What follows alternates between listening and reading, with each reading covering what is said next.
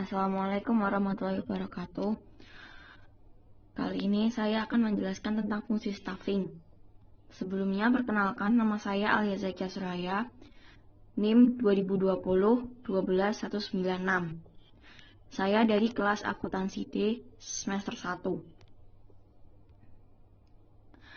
Pengertian fungsi staffing. Fungsi staffing biasa juga disebut dengan fungsi pengisian jabatan, yaitu kegiatan untuk memperoleh karyawan efektif yang akan mengisi jabatan-jabatan kosong di organisasi perusahaan. Pengisian jabatan ini bertujuan agar semua jabatan ada pejabatnya yang akan melaksanakan tugas-tugas pada setiap jabatannya, sehingga tujuan perusahaan akan tercapai.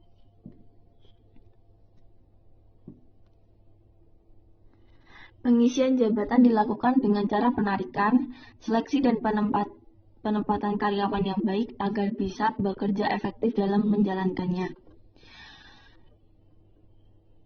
Seperti yang disebutkan dalam asas pengisian jabatan, the right man in the right place and the right man in the right job. Artinya, penempatan orang-orang yang tepat pada tempat yang tepat dan penempatan orang-orang yang tepat pada pekerjaan yang tepat. Asas ini perlu diterapkan untuk menghindari terjadinya mismanagement dalam kepegawaian dan hendaknya berpedoman pada apa dan siapa. Di mana apa adalah uraian tugas-tugas dan tanggung jawab yang dilaksanakan pada jabatan tersebut atau job description. Sedangkan siapa adalah syarat-syarat orang yang dapat melakukan pekerjaan pada jabatannya atau job specification.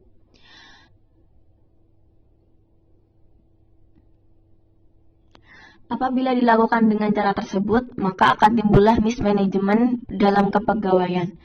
Ada 5 langkah dalam pengadaan fungsi pengisian jabatan, yaitu yang pertama, pengadaan atau procurement. Yang kedua, penarikan atau recruiting. Yang ketiga, seleksi. Yang keempat, penempatan. Yang kelima, pemberhentian. Yang pertama, pengadaan. Pengadaan adalah proses penarikan, seleksi penempatan, orientasi dan induksi untuk mendapatkan karyawan baik kualitas maupun kuantitas yang dibutuhkan perusahaan. Untuk mendapatkannya harus dilakukan dengan cara analisis jabatan, uraian pekerjaan dan spesifikasi pekerjaan. Barulah bisa ditentukan kualitas dan kuantitas karyawan yang dibutuhkan.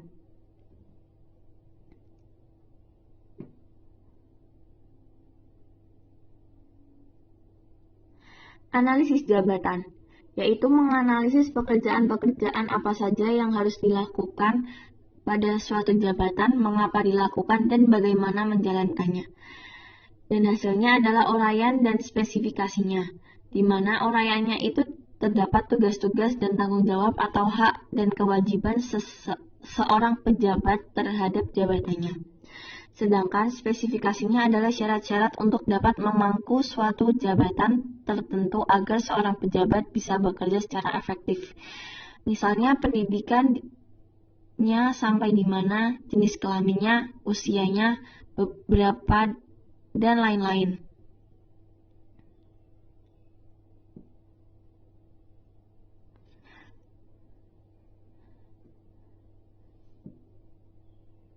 Dengan analisis ini bisa diketahui,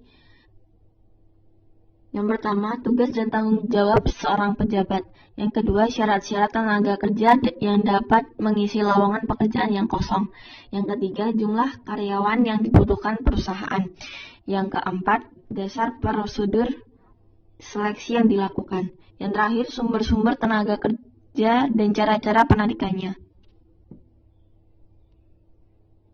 Selanjutnya adalah penarikan atau recruiting. Penarikan adalah kegiatan mencari dan memengkaruhi tenaga kerja agar mau melamar lowongan pekerjaan yang masih kosong di perusahaan.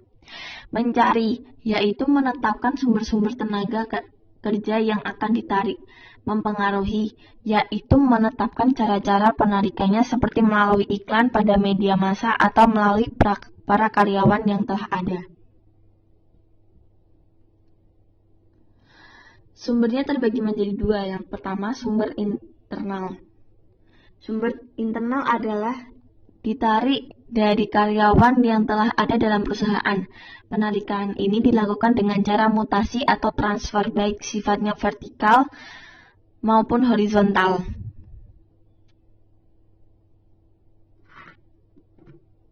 Yang kedua yaitu sumber eksternal, yaitu untuk mengisi lowongan jabatan yang kosong ditarik dari orang-orang di luar perusahaan,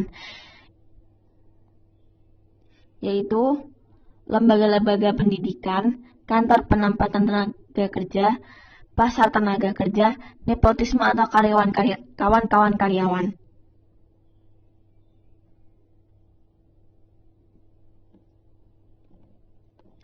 Penarikan tenaga kerja eksternal ini biasa dilakukan melalui iklan pada media massa seperti surat kabar, radio, dan televisi. Cara pemasangannya iklan di media massa harus menonjolkan hal-hal yang paling menarik bagi calon-calon pelamar.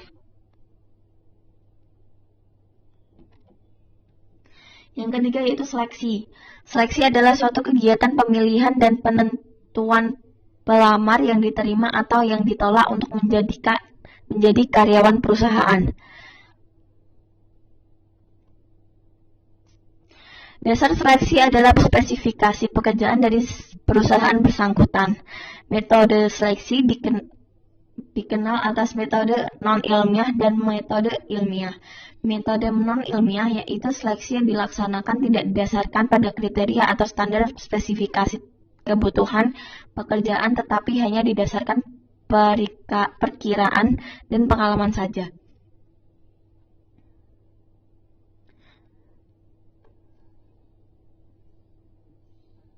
Seleksi ini juga tidak berpedoman pada uraian dan spesifikasi pekerjaannya dari jabatan yang akan diisi, karena seleksi ini kurang dapat dipertanggungjawabkan serta kualitas dan kuantitas karyawan yang tidak diterima tidak sesuai dengan kebutuhan perusahaan, bahkan sering menimbulkan mismanajemen kepegawaian. Sedangkan metode ilmiah adalah seleksi yang didasarkan kepada ilmu pengetahuan dan kebutuhan nyata jabatan yang akan diisi serta berpedoman pada kriteria, spesifikasi, dan standar-standar tertentu.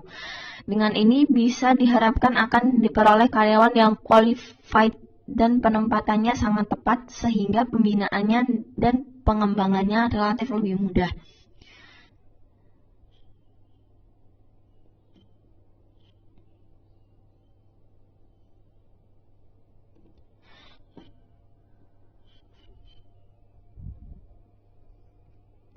Tingkat-tingkat penyelesaiannya ini ada 3 tingkat. Yang pertama seleksi tingkat pertama, yang kedua seleksi tingkat kedua, yang ketiga seleksi tingkat ketiga.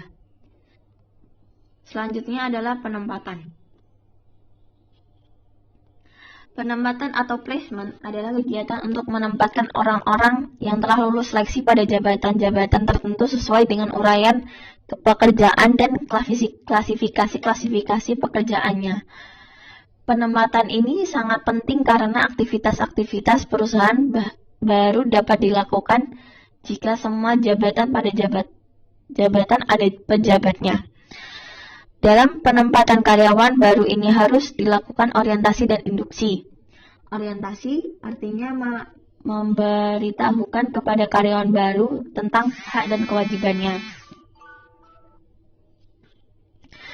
Tugas dan tanggung jawabnya, peraturan-peraturan perusahaan, sejarah dan struktur organisasi perusahaan, serta memperkenalkan kepada karyawan lama.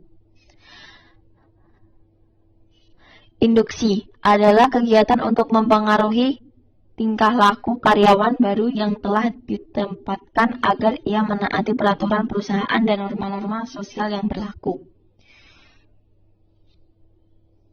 Dengan induksi ini diharapkan karyawan baru dapat menyesuaikan diri dengan lingkungan pekerjaan sehingga ia dapat mengerjakan tugas-tugas secara efektif dan efisien. Kegiatan untuk menginduksi ini dilakukan oleh atasan langsung dan para karyawan senior dalam unit kerjanya.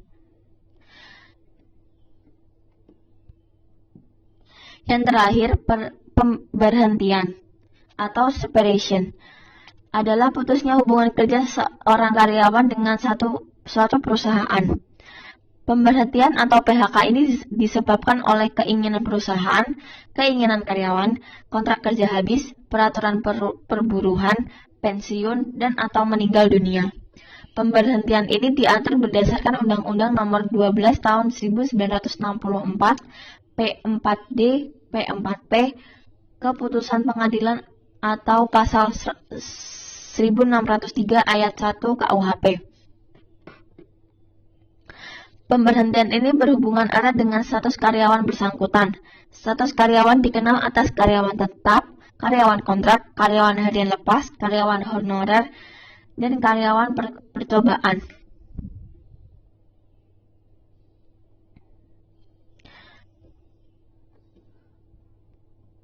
Sekian dari saya, terima kasih. Wassalamualaikum warahmatullahi wabarakatuh.